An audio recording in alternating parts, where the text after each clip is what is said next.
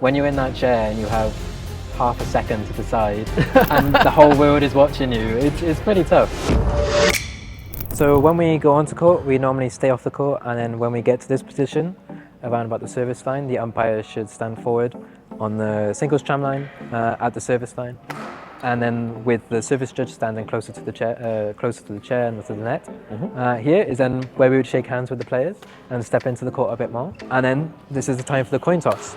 So as you can see, this is the BWF coin with red or black. So we give a player a choice, try not to drop the coin, and show the coin to the camera a lot of the time to show the audience what the coin toss was and then who's won and what they decide to do. How high should the net be?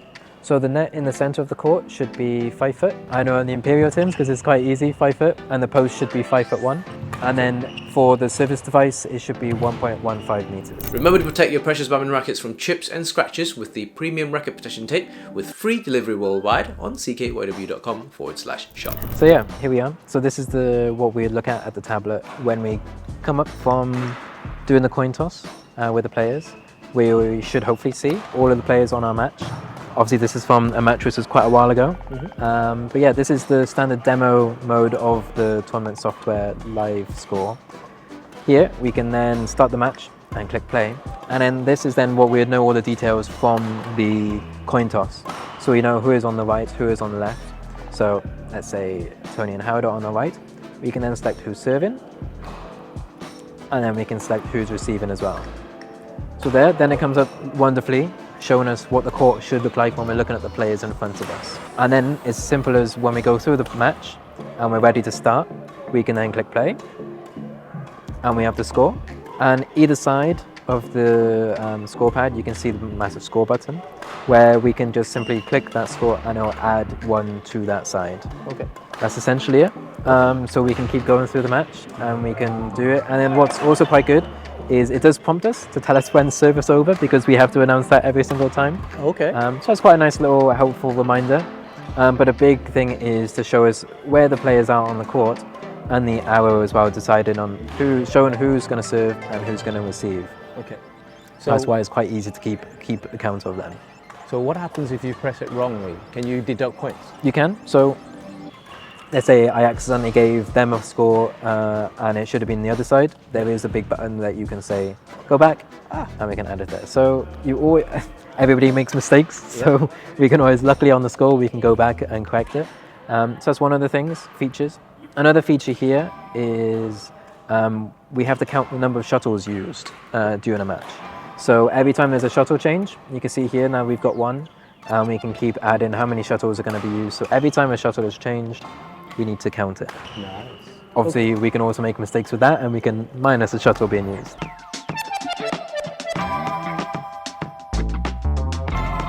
So either side has 2 unsuccessful challenges per game. Yep. Obviously, they can have as many successful challenges as they can get, but 2 unsuccessful. So what we do is Howard Bark challenges.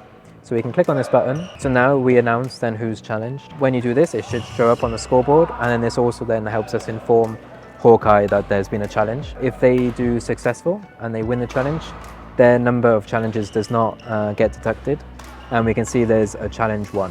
So they won a challenge there, so they don't lose this number. If they do it again, but now they're unsuccessful, it does challenge lost, and now deducts a point. Tell us a bit more about the cards that you have with you. So I believe there's 3 cards, is that correct? Yes, so there are 3 cards for Misconduct. As an umpire, we only have 2.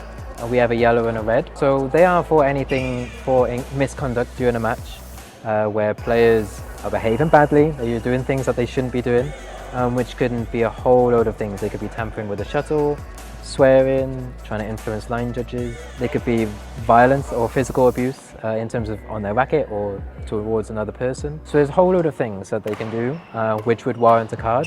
So as you can see, I've got a yellow card, but then also then if it gets really bad and you need to use a red card, we can do that. Can I feel them?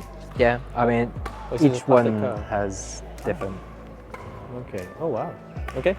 Cool, thank you. So they have different meanings. A yellow is just a warning for misconduct, where that doesn't mean a point is given to the opponent, whereas for the red card, that is a fault for misconduct. So that means the opponents gain a point. As well, outside of the tournament, there is a monetary fine as well. So a different level for red and yellow, depending on the tournament and depending if it's BWF, Badminton Europe, or national governing body tournament. That will depend on how much the fine is. We need to check this, but I think a red card is $500 US and a yellow is $250 US. And then you have a black card. And then, yeah, there is a black card, but me personally, as an umpire, I don't have a black card because that is a very important card for disqualification.